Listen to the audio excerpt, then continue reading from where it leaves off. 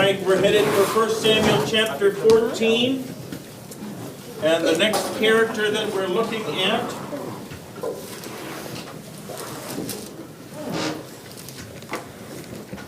is Jonathan.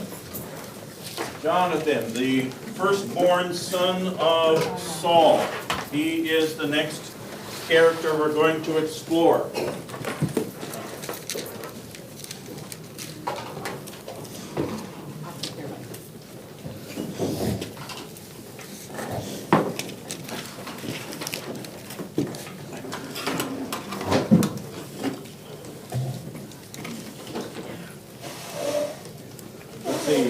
Jonathan was Saul's oldest son and commander in Saul's army. His mother's name was Ahinoam, which means my brother is pleasant, so it sounds like the family got along. And we're going to read chapter 14, verses 1 through 5. I'm actually going to read that because of the names and such that are in it. The author is giving us the setting of a little bit more about Jonathan.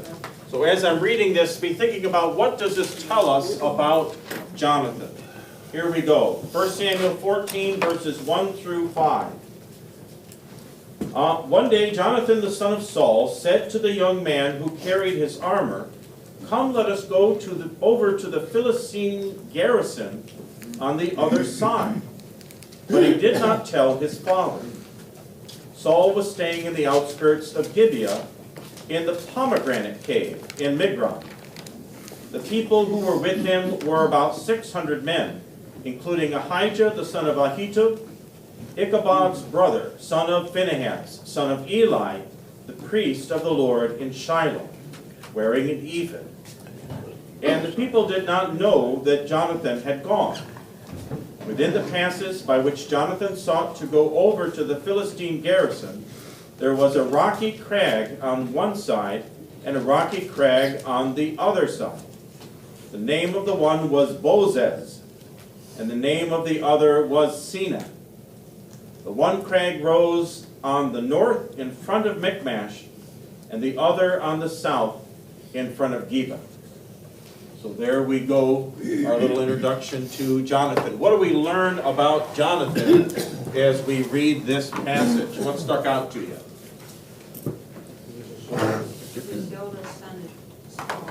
Okay, oldest son.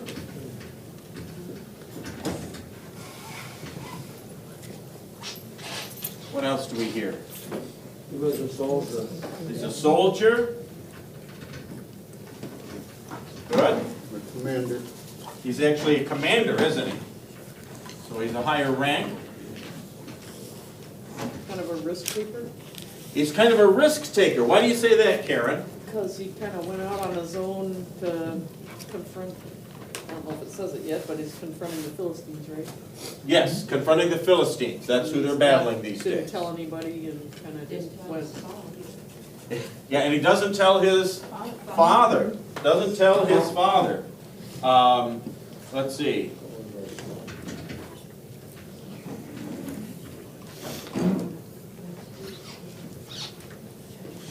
He didn't see that TV series Better Call Saul. He he was watching Don't Call Saul. Didn't tell his dad what he was doing. That's kind of interesting, isn't it? Anything else you see about Jonathan in the passage there? Confident. Confidence. Confidence. We're getting a pretty good picture from him just in this, aren't we? There's quite a bit there about who Jonathan is. The name Jonathan means gift of God. It means gift of God. That's what that name means. It's such a popular name, isn't it? Because of St. John in the New Testament. So here we are with Jonathan. Now let's have somebody read verse 6. And Jonathan said to the young man that bare his armor, "Come, and let us go over unto the garrison of these." uncircumcised. It may be that the Lord will work for us, for there is no restraint to the Lord to save by many or by few. Okay, thank you, Albie. What do you think of that statement he's making there? That they save all, whether it's little or big. Okay, so Israel had learned this in, actually in the day of the Judges. The Midianites came streaming into the country, and the Lord had Gideon go after them with just 300 men. And he formed a plan. He didn't just go, oh, let's go fight them. He formed a plan and went up against them with 300 men, and the Lord caused them to rout and to run off. And so Jonathan probably knows this history, and he knows, you know, it's not how big your army is, it's that you have God on your side, right? Right. That you're in the way of the Lord, and He's watching over you. That's the more important thing than the size of the army. But, you know, what Karen says is true too here, is that he's kind of a risk taker. He's kind of, let's go over to the garrison of the Philistines and engage them in battle. How many are going with him? Just one. He's going with his armor bearer, rather. That's it. How does the armor bearer respond to what Jonathan says? I think it's in the next verse. Somebody read the next verse. And his armor bearer said to him, do all that is in your heart. Do as you wish. Behold, I am with you, heart and soul. So the armor bearer says, Jonathan, you're nuts. Right? We can't do this. Go by ourselves over there. You got to be crazy. It's amazing how confident the armor bearer is, isn't it? Yeah, the armor bearer didn't have much choice though. Well, I suppose he's a hired guy, isn't he? He's a hired gun. He's under orders, Right. and He didn't have no choice. he's carrying on. But he says to him, "I'm with you, heart and soul," doesn't he? Well, he has to. I'm with you. He has to say that. Is that what you would do in the army? If the commander said, "Do this," Well, you'd yeah. say, "I'm with you, heart and soul." You'd have to. You're supposed to. You're supposed to. Isn't that like the Secret Service though? Is their pick hand selected for that they're 100% behind the guy? I mean, Okay. it's, or what's the keepers around the eternal flame? I mean, those are select guys that are beef eaters. They're Okay. the same way. Okay. You choose a certain person, right? A certain character, and the armor bearer has a character that's matching to his commander, doesn't he? Well, our In this perfect case. obedience, as perfect as we can get. Yeah, he's ready to go. I'm going to give you a little layout of the ground here that they're dealing with, so you get a sense of what's up. There's a creek bed that runs through the area. To the north is Michmash, and to the south, down this way, is Gibeah, the Benjaminite areas down there. And alongside of this creek, there are high cliff walls. That's that craggy thing he's talking about in the text. That's what they're on about. And let's see, the main Philistine body is over this way. I think it's Beth Aven is the area over here, further to the west. And Jonathan comes up on this side. He's up on this high ground, and he's looking across to the Philistines over on this high ground. And he decides that he can climb down and then climb back up and fight a bunch of Philistines. Now, does this sound like a good plan? No. It doesn't sound right, does it? Sounds like he's gonna be wore out time he gets there. I think so. I think so. This does not sound like a good plan from, just a logistics standpoint to do this. And yet, he seems absolutely convinced he should do this. And his armor bearer is like, I'm with you. I'm with you. And headed on to do this. we're gonna see there's a little bit more to it. Jonathan makes this a matter of, well, calling on the name of the Lord here, we're going to see as he goes. Someone read for us verses 8 through 10. Then Jonathan, behold, we will pass over unto these men, and they will discover ourselves unto them. If they say that thus unto us, tarry until we come to you, then we will stand still in our place and will not go up unto them. But if they say, thou come unto us, then we will go up from the Lord hath delivered them into our land, and this shall be a sign unto us. Okay, so what's happening is they're getting out on the edge of this cliff, and they're showing themselves to the Philistines on the other edge of the cliff, and Jonathan's saying, well, if God wants us to go fight them, they'll say to us, come over here. If God doesn't want us to fight them, they won't say that, and we'll just stay where we are. Okay? This is how he's thinking about it. Still sounds risky, though, doesn't it? Yep. Still sounds risky. But he's looking for a sign. And if you go back and study the story of Gideon, you see Gideon was doing the same kind of a thing. He's asking God for a sign, and that's what Jonathan is doing here. Yeah, climbing down, climbing up. Jonathan, here we go. Where it ends, nobody knows. Except for God. Yeah, Alvin. Pastor, do you think he's making his own rules there? If God don't do this, I mean, did God tell him that? It doesn't say.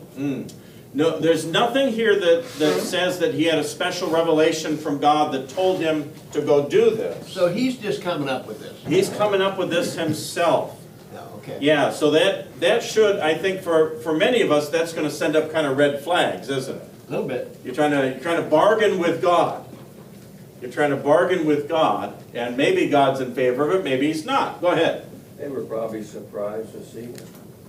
You think the Something Philistines? like that. Yeah, the Philistines might have been surprised to see him, especially it's just him and his armor bearer. You know, it's just the two of That's them. true, that's true. That would be unusual. He had that much faith to say, okay, if I'm supposed to do this, you'll make a way for me to do it. So, yes, there's very much an act of faith here, isn't there? There's very much that. But which is wonderful. At the same time, the point over here was he doesn't have a special promise from God about this. And yet he is trusting God. We'll have to see how this turns out, where this all goes, as he's stepping out and stepping off the edge of this crag. Let's see, verses 15 to 17. And I want verse 15 to be read again, verses 15 to 17. And there was trembling in the host in the field and among all the people. The garrisons and the spoilers, they all trembled. And the earth quaked, so it was a very great trembling. And the I think we skipped some stuff here. Did I miss something? Yeah. Oh, verses 11 to Start at 15, 11. excuse me. Okay. Margaret, could you read 11 to 15 for us? And then read 15 again.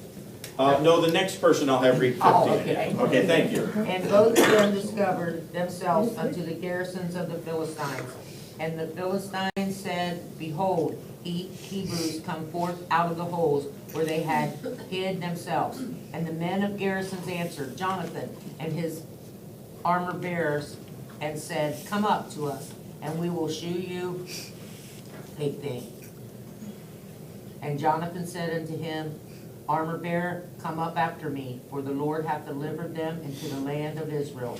And Jonathan climbed up upon his hands and upon his feet, and his armor bearer after him. And they fell before Jonathan, and his armor bearer slew after him. And that first slaughter which Jonathan and his armor bearer made was about 20 men, within as it were a half an acre of land, which a yoke of oxen might plow. And there was trembling in the host in the field and among all the people. The garrisons and the spoilers, they also trembled, and the earth quaked. So it was a very great trembling. So we got a bunch of different things going on here. Starts out though with, thank you, Margaret. Starts out with both of them showed themselves to the garrison of the Philistines. And what do you make of the Philistines' response here? You showed no fear, thinking that, what do you think you're doing? Yeah, they're kind of surprised, aren't they? They're surprised that these people are showing up, and it's just two of them, and there's obviously many more Philistines on the other side there. The words that they share with them there are kind of mocking, aren't they? They're taunting each other. This is something that well, we know in modern wars this goes on. They'll be over here in this trench, and they'll be over there in that trench, and they'll talk to each other across the neutral zone, and say things trying to get the other guy to do something stupid.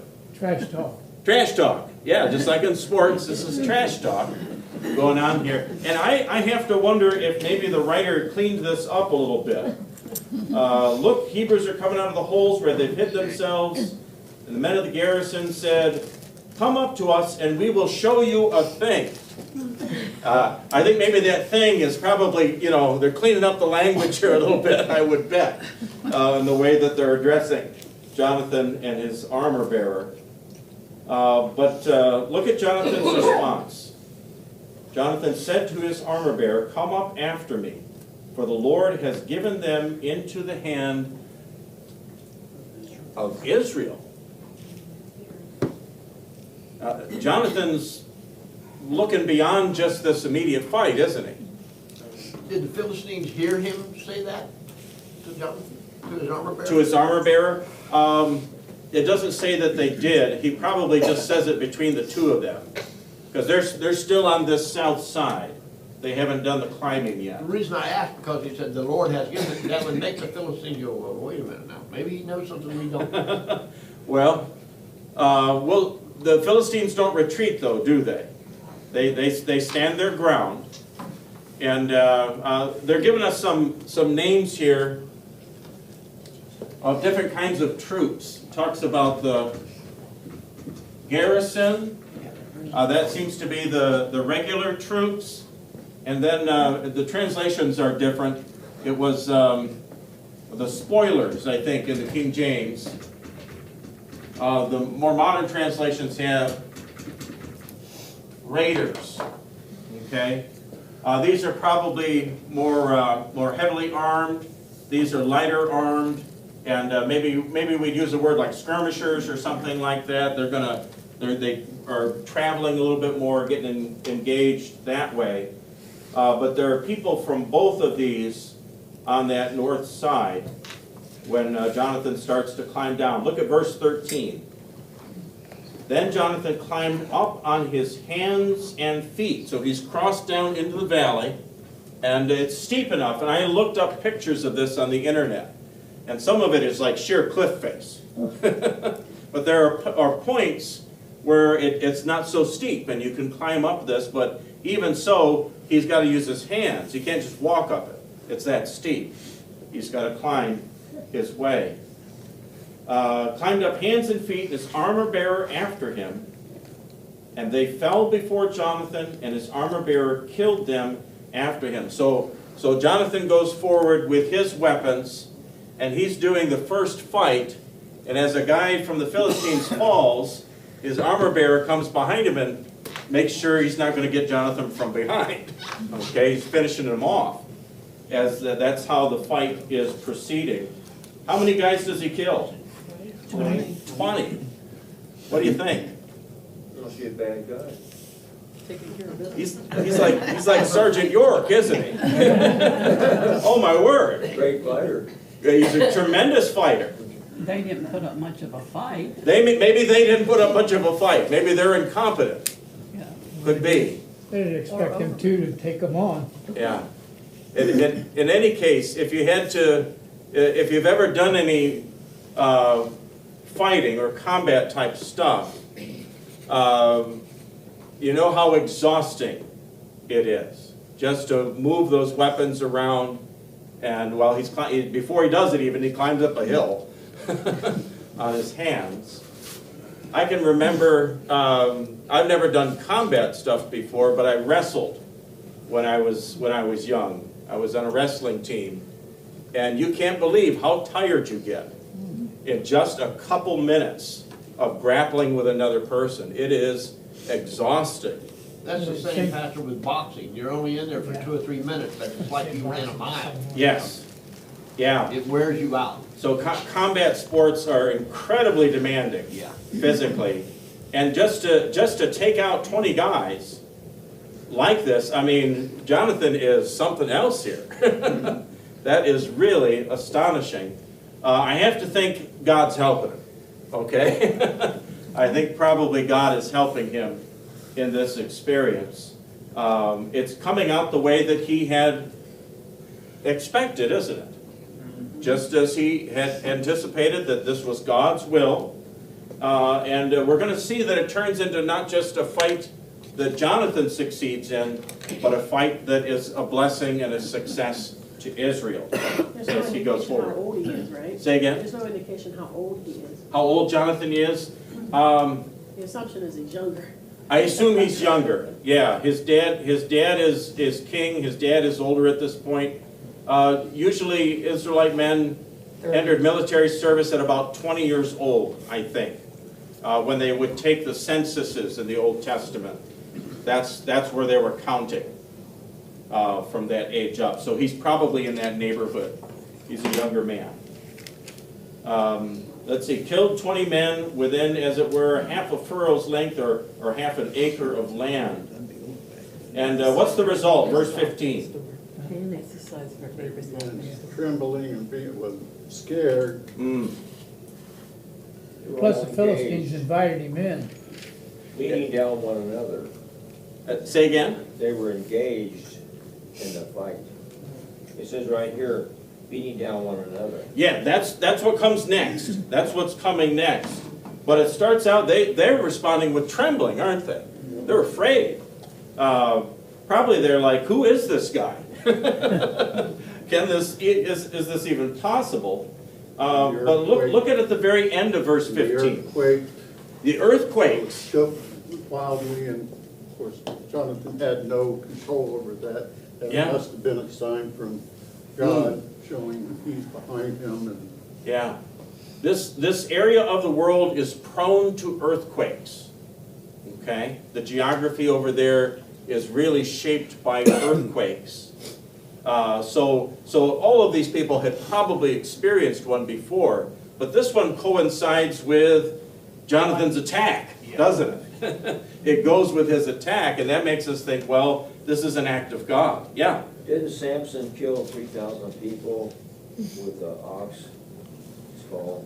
He uses the jawbone of a donkey. Oh, a donkey. But I don't think the number's that large, but it's a huge number. Yeah. Yeah, it's a huge number. So the fight is a success here.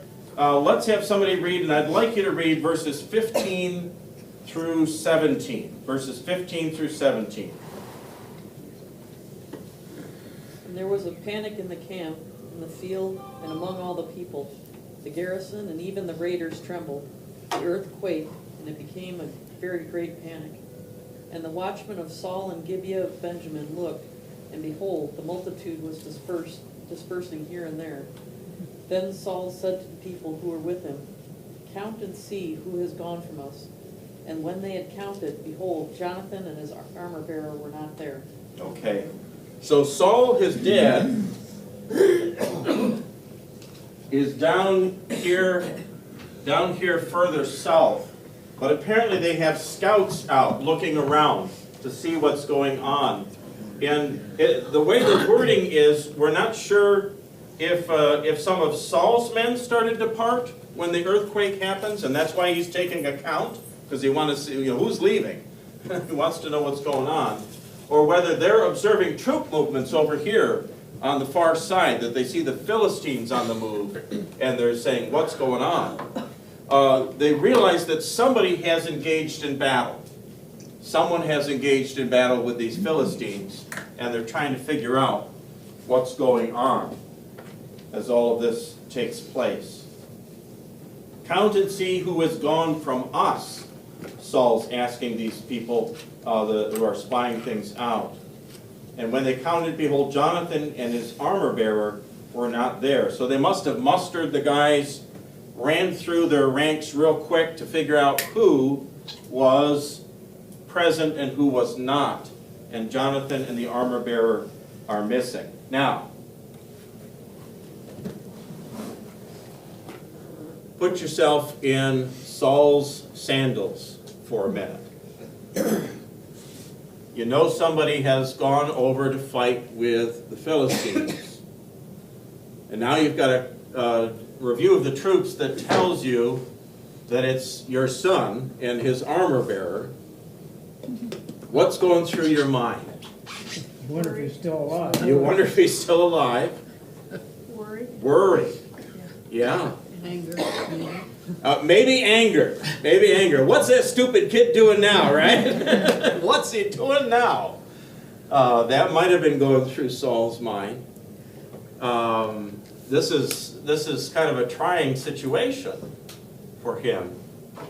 And then he probably, in the midst of this, realizes that his son didn't tell him what he was doing. That might be the anger part, right? That might be the anger part. In general, in a military setting, you don't go off and do things on your own, do you? No. No, you report up. You always are reporting up. Coordination. You coordinate the troop movements. And here, Jonathan does his own thing. He does his own thing. Hey, Pat. We might say seize the initiative, and they try to train officers to do those things. And yet, boy, you got to keep the communication open, don't you? Yeah. The garrison's about 300 men. Garrison's about 300 men. So when he went over there, there were men from that garrison present in the fight. Plus the others. So yeah, it was not a small Right. group that he went up against. Could have been anywhere from 5 to maybe 1,000 people. Okay, Never yeah. So Jonathan's kind of a wild guy. Going over and doing this, taking on this group after climbing up that hill. Well, let's see what God does with all this. Verses 18 to 23. If someone would like to read that for us. 18 to 23. And Saul said unto Ahiah, bring hither the ark of God, for the ark of God was at that time with the children of Israel. And it came to pass while Saul talked unto the priests that the noise that was in the host of the Philistines went on increased. And Saul said unto the priest, withdraw thy hand. And Saul and the people that were with him assembled themselves, and they came to the battle. And behold, every man's sword was against his fellow, and there was a very great discomfiture.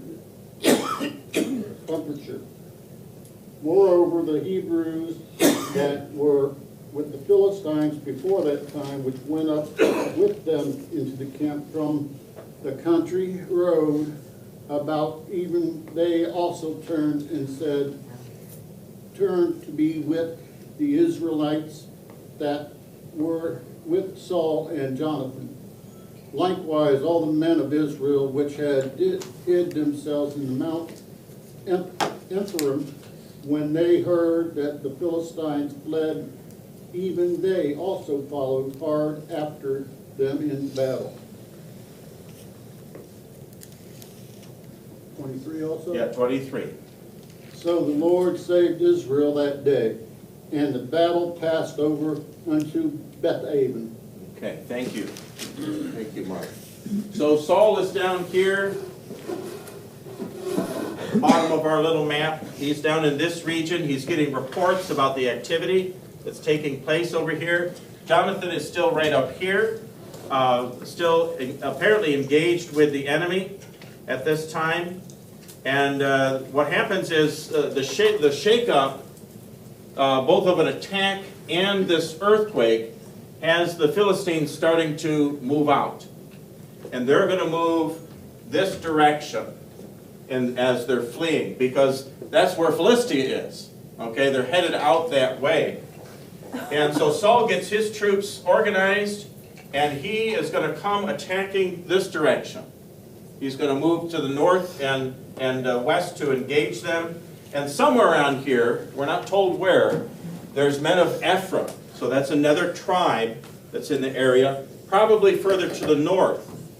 They sweep in as they see the Philistines retreating. They sweep in and join the fight.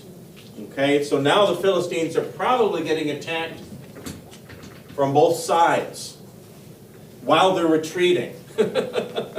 Bad news. Okay, if you're a Philistine in this situation, things are not going your way. And then there's a third thing that happens. Did you catch it as Mark was reading? There's another group that attacks the Philistines. Like Hebrews within the truth. Okay, so apparently what has happened is some of the Israelite people have gone over and joined ranks with the Philistines at an earlier time. And they're fighting on the side of the Philistines.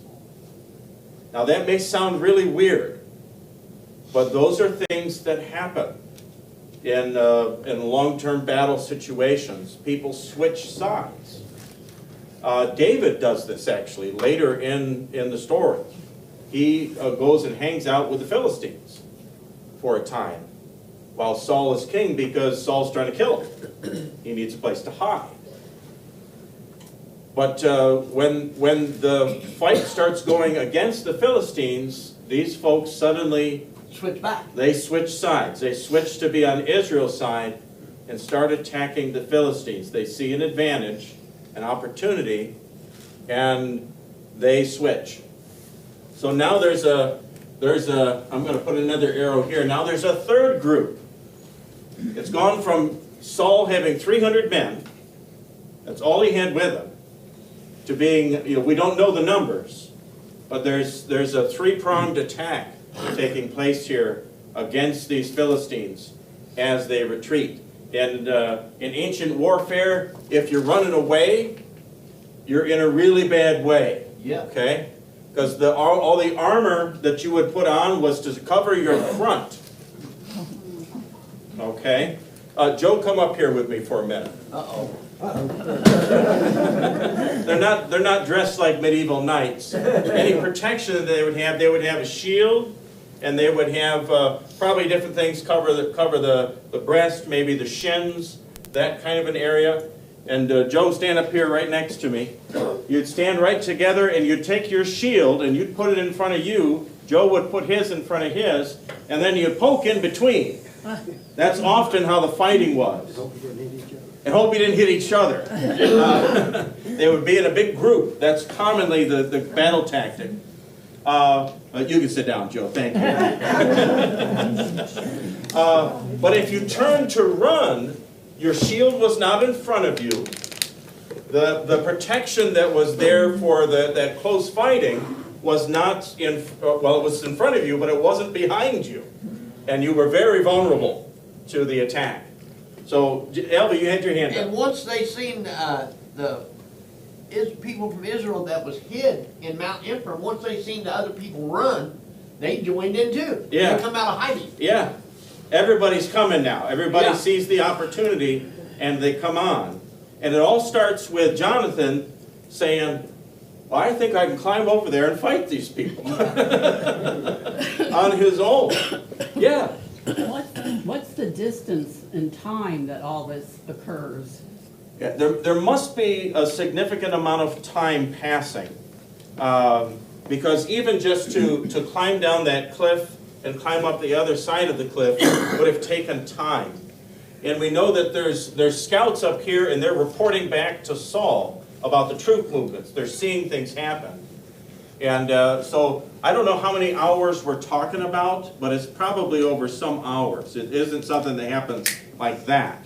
It takes time for all of this to develop and to happen. Yeah, Jim?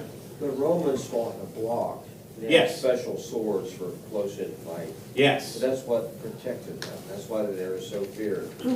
yes. Because they had their back to the other people. Yeah, Spears. oftentimes ancient warfare was like a scrum, or like the front lines offense and defense in football. You got guys close ranked to each other, and they come up and they clash with each other, and it's a pushing battle.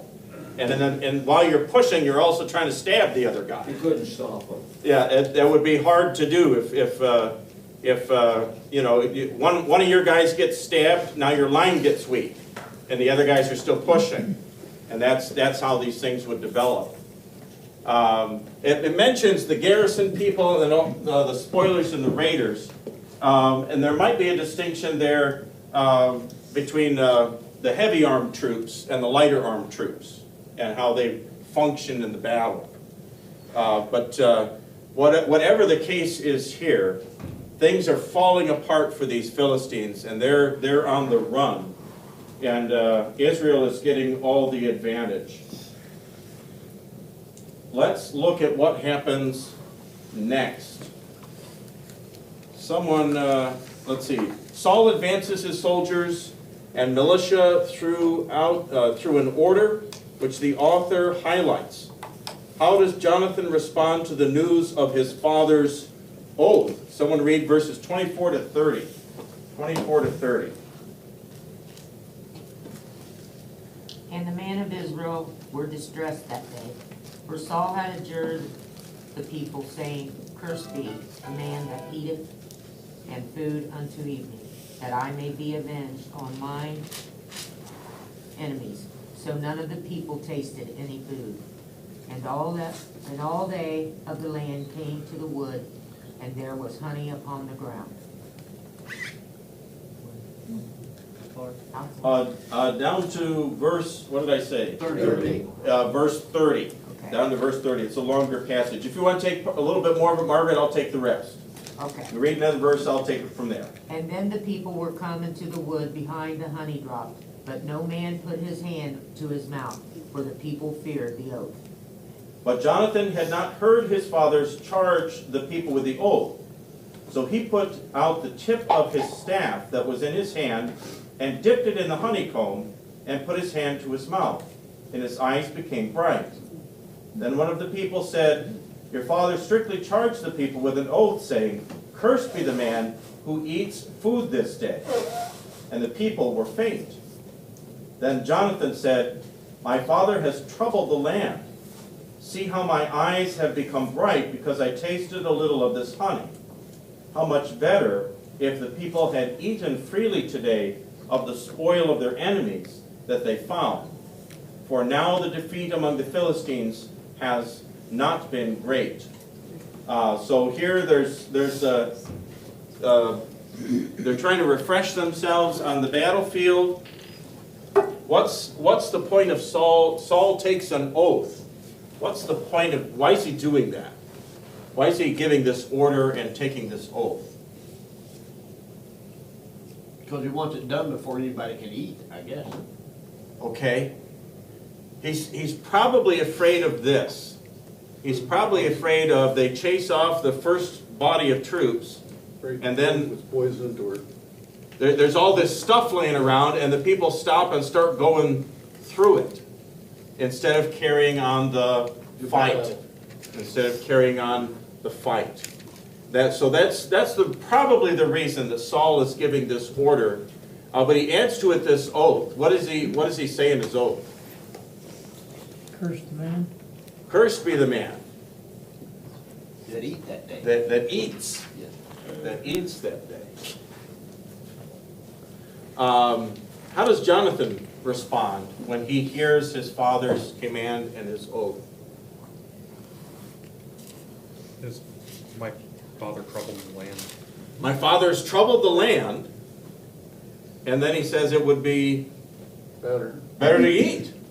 It would have been better to eat. It would have gave him more strength to carry on. Yeah.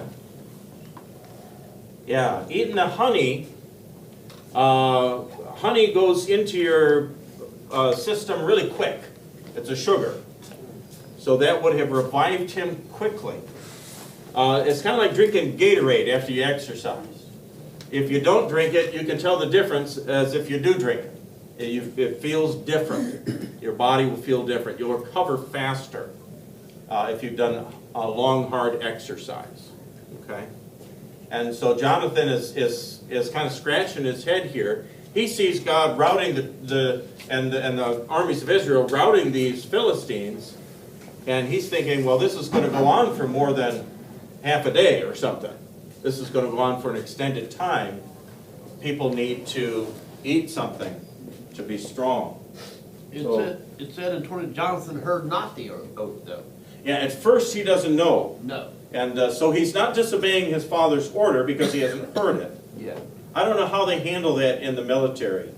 If you do something that you were not, that had been ordered not to be done, But you didn't hear it. but you didn't know about it, I don't know how they deal with that. How would you deal with it, Jeff? Anybody know? Gets in trouble. You'd be in trouble? Not you, but the people above you who are supposed to relay the message of what's going on, your fellow leaders, such as the general that made the order, need to make sure. Okay. It rolled downhill. So they would have jumped on the back of the people who were supposed to complete the communication. That's who would have gotten in trouble here. Okay, thank you, Mark. Well, yeah, he went against his own word. Who went against his own word? Jonathan, didn't he eat the honey? He ate the He honey. didn't know about But he it. told the other people not to. Saul did. No, Saul, his Saul, father. his father His father's the one that told him not to. Too many people here. Too many people. Yeah. So Jonathan, and it's interesting how he responds to when he hears Dad's order, isn't it? He said that his father was actually wrong because it would have vitalized the troops instead of slow them down Yeah. and wear them out because they didn't have any food. Yeah. So it brightened his eyes to see and gave him the energy to carry on. Yeah. Why It- did Saul do that? Why did Saul? He didn't want his people to fight anymore. Probably because he wanted them to press the attack rather than mess with the spoils. In ancient warfare, when you won a fight, you picked through the enemy's stuff they dropped, and you took your pay from it, basically. And so he wants them to keep fighting, and that's why he gives this order. The notes say, Jonathan immediately recognized the sad results of the oath of his father, limiting the fighting capacity of his own army and its ability to gain a full victory. Yeah, the fight is going on probably longer than Saul anticipated. The war is continuing sooner, or excuse me, continuing longer, and so the troops needed to eat to sustain their energy. Just the two Yeah. goals were contradicting each other. I But mean, he had one objective and the other objective, and they didn't work well together. Yeah, there's a clash going on here. And when you disagree with your commander in the military, you tell others about it, right? A roundabout way. You may not agree with them, and it's just like anything. Just because you don't agree with them, you can't say anything, but you're still gonna have to do what you he still have to do what said. you're told. Okay, But, I mean, you can sit there just, as I was told, you don't like it and you disagree, you do it anyway. You Yeah. complain while you're doing it, after you're doing it, before you're doing it, but do it. okay, yeah, how do you manage this, right? As it becomes an issue, yeah. Was Jonathan more up in front in the battle, more so than Saul was? I think so, So he got to see how the men were weakened by not eating. Yes. His father didn't. yeah. So Jonathan's been engaged since the beginning, hasn't he? He's been fighting that whole time. And so he's having a very different experience from his father, isn't he? And that may have led to the difference in how they saw things when they're on the battlefield. Yeah. Yeah, interesting. We're getting a very different picture of Jonathan. Let me flip this here.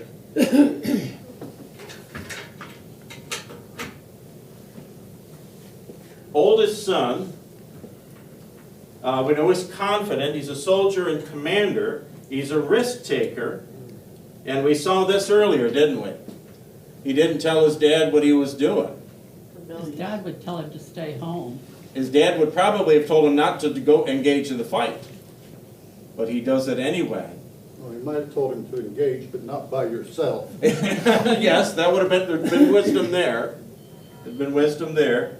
Yeah, and don't tell the guys before you go, right? Don't show them you're coming. If you're going to surprise them, that's a different thing than showing yourself to the enemy. But he does all that. Yeah, he's definitely a risk taker here, isn't he? He's taking a risk with the Philistines, taking a risk with angering his father. Yeah. But back then, Pastor, wasn't war, just like you said, they had the shields up and the jab in between them. It was just one line against another line. Guerrilla tactics hadn't come about. And that's kind of what Jonathan did. There would have been also some of the soldiers would have been some sort of skirmishers who might have been early in an engagement, and they're lightly armed usually, and they would attack and then they would retreat, and then the heavy armed guys would come forward. That's so they did things like that. They search out their weakest points, so that way they can hit the weakest points instead of the strongest points. And it's the same thing, they attack, back up and say, hey, this is weak, we just did this to them, so come. Find the weak spot and exploit it, is typically what's done here. And Jonathan is a weak spot. He's by himself when he goes into this battle. Doesn't look good for him, and yet somehow, by God's grace, he's sustained in this fight and comes through. Plus the Philistines didn't think that he was going to attack them. They invited him into the camp, and there's an advantage to Jonathan because they didn't depend upon him. Yeah. And then he sneak attacked. Yeah. Well, I don't know that he was sneaking necessarily. He's kind of challenging. Well, but he killed them without them realizing it at the time. They didn't realize how effective he was going to be in his attack, did they? At that time. They were mocking him, saying, "Come on over, I'll show you a thing," whatever that thing was. I'll show you how much he really believe in you, or take care of you with no problem. Yeah. There's 30 of us, 10 to 1. Yeah. They weren't scared, were they? No. They weren't scared at all. No, two of them. And you can understand it with just two guys coming over. Yeah. Wild stuff going on here with Jonathan. I don't know about this kid. Wonder he didn't get killed. It's a wonder he didn't get killed. Yeah, it's a wonder he didn't get killed. As I say, God was with him. Yes, God was with him, and the story is told here. Let's see. We read through verse 30, I think. I'm going to jump us over. We're going to skip some of the stuff that goes on, and I'm going to jump us over to verse 42. Let me see if I can summarize a little bit for you. They continue to have success in their fighting. There's they take cattle and they begin to slaughter the cattle so that they can eat them, but they're not doing it in a kosher way. They're slaughtering them on the ground rather than in a kosher butchering. You'd hang the animal up, slit its throat, and drain the blood out. On a field of battle, they can't stop and do all of that, and so they just kill the animal on the ground and start eating it right away. And they're eating the blood mixed in with the meat is the concern. And so Saul sees this, and he builds an altar. They probably set up a set of stones or something real quick so that they could work that way. The priests are coming around, getting involved. There's an issue is developing, and Saul's trying to find out what's gone wrong and who's to blame. So I'm giving you a summary here to get you to verse 42, and I'll read from here, verses 42 to 46. Excuse me, 42 to 44 first, 42 to 44.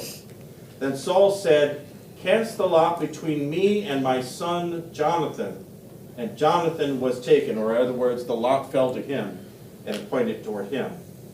Then Saul said to Jonathan, "Tell me what you have done." And Jonathan told him, "I tasted a little honey with the tip of the staff that was in my hand. Here I am. I will die. I will die. You see, part of the father's vow was that if any of you stop to eat, I'm going to kill you. It's a part of what he said to his troops. And Jonathan's aware of this, and he says to his father, He said, I must die. I guess I must die. I violated your order. You're upset. You're looking for someone to blame. Here I am. I'm ready to die. Let's see how Saul responds here. Somebody read verse 44 for us. And Saul answered, God do so and more also, for thou shalt surely die, Jonathan. Okay. What kind of relationship do Saul and Jonathan have with one another? Not too good. Not too good. At this time, anyway. At this time, maybe it was different in the past. At this time, they do not have a very good relationship. Jonathan's not telling his father what he's doing. They disobeyed him. He's disobeying. With the honey, though, he didn't know that he had disobeyed. But when he finds out about it, he complains, doesn't he? Right. He complains about what his father said. And then when the Saul son... didn't like it. Saul didn't like that. I'm sure Saul didn't like that. Yeah. But then when Saul finds out that his son is the one who ate before, in the midst of the battle, what's he ready to do? He's probably angry, but you're ready to forgive him. He was angry but ready to forgive him? Was that what he says? No. He's gonna kill him. He says he's going to kill him. Oh, come on. He says he's going to kill him. I read that wrong. Yeah, this is a very strained father-son relationship. It's like a job, Pastor. If you're running a job and somebody else steps in, well, I'm gonna do this while you go to lunch and stuff, there can only be one boss. Mm. And that's the kind of the position that Saul is taking. Yes. Yeah, he's king of Israel, isn't he? Yeah. He's king of Israel. He would have been commander over all the troops. And his own son is in defiance of him. And the son's response is, well, yeah, go ahead, just kill me. Doesn't sound good, does it? Go ahead. In 44, when Saul says, God do so to me and more also, you shall surely die, Jonathan, is that showing a regret that he's gonna kill him at least? Like, I'd rather die, but I'm gonna kill you anyway? Is that what that's saying? Or is it? No, it's, there's an oath, he's swearing again. He's taking an oath, and basically he's saying, may God slay me if I don't fulfill my vow. Oh, okay. So he's saying to Jonathan, yeah, I'm going to kill you. Okay. I'm going to do this. And if I don't, may I drop dead, kind of a thing, is what he says here. And to the point, Pastor, where Saul says, he's the king of Israel, you can't have people really going about, I'm gonna do it this way and I'm gonna do it this way. Things would get out of hand. Yeah. Yeah, you know my son Christian is at Ranger School right now. And that's very intense training, and people get upset with each other. He was telling us this.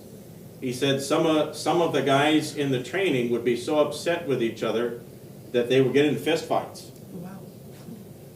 And I thought, wow. Did he say That what sounds they- like a mess. What they got upset with each other over? Say again? Did he say what they got upset with I- each other over? No, we didn't go into detail about what specifically they were arguing about. But it's an example, though, I think, of how deeply upsetting a combat situation, or in this case, intense training, can be. Well, they do. And how people overreact. One member wants the other guy to carry his load. And if you don't, you probably will hear a little flack about it. They'll push back. They'll push back. So that's awkward circumstances here. Not quite as bad as what's happening between Saul and Jonathan. They're at a point of death, aren't they? It's gotten that bad.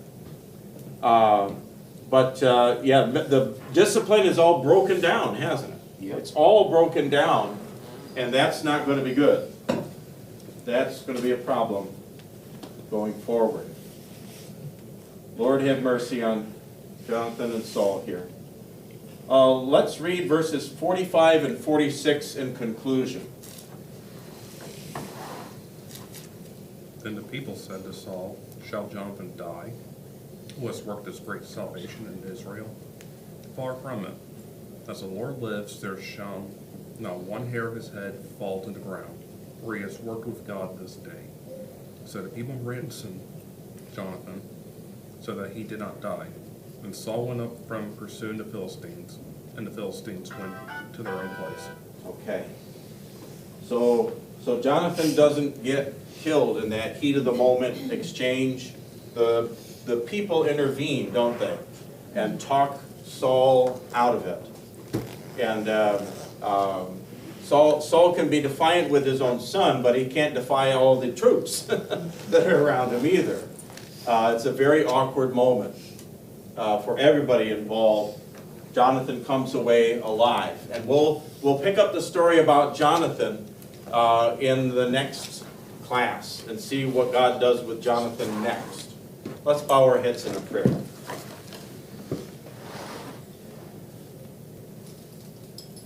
Heavenly Father,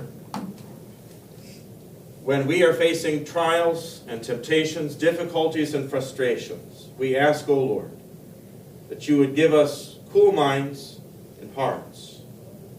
Give us wisdom and patience in how to work together and to work through the challenges and the problems that we might face. Lord, we thank you for the bravery and the boldness that we see in both Saul and Jonathan as examples to us as leaders.